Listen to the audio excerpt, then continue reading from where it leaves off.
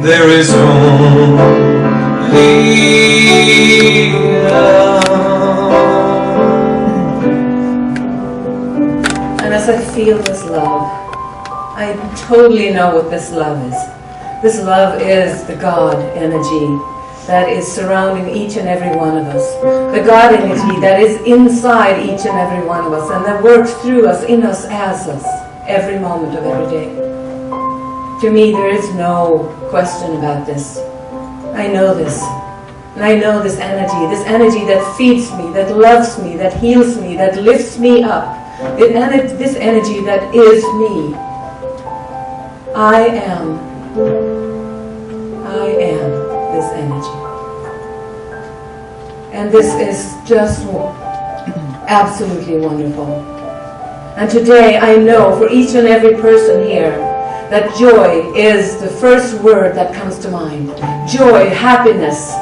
And then let's bring on some prosperity. Let's bring on some awesome health and some absolutely fabulous relationships.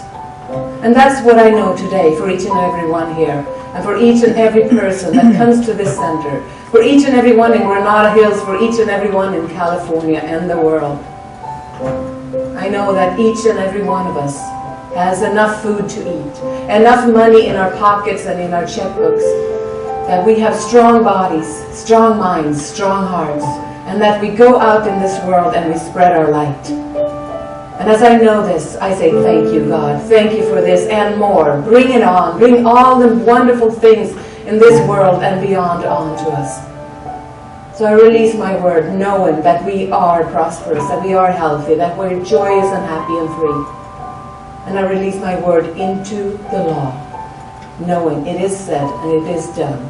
And together we affirm this by saying, and so it is. Good morning. Wonderful. Well, my creative thought today came up from a book that I saw the other day here at the center. And I started reading the first few pages, and the author is J. Kennedy Schultz.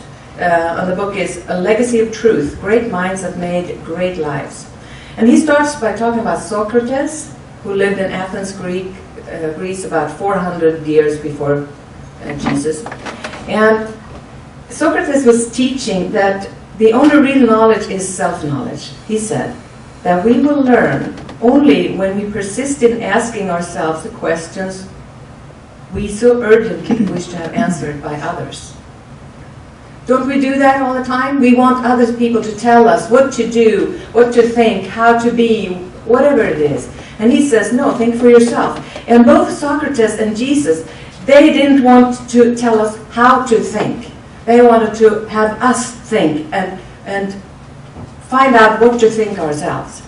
And the more I thought about that, I thought, you know what? I'd like to try a little more of that, because I'm part of that too. I listen to people and I take it in, and most of it is good, right? But instead of just being fed, like spoon-fed things, I thought, okay, I'm going to do an experiment today. So yesterday morning, in the morning as I woke up, I stayed in bed, I got a little book, I got a pen, and what I did was I just connected with that God core in me, and I just stilled myself, and I asked the question, what does God mean to me? And immediately my pen started going. Immediately. There was no hesitation. And I'm going to read you what I wrote. God is freedom to me.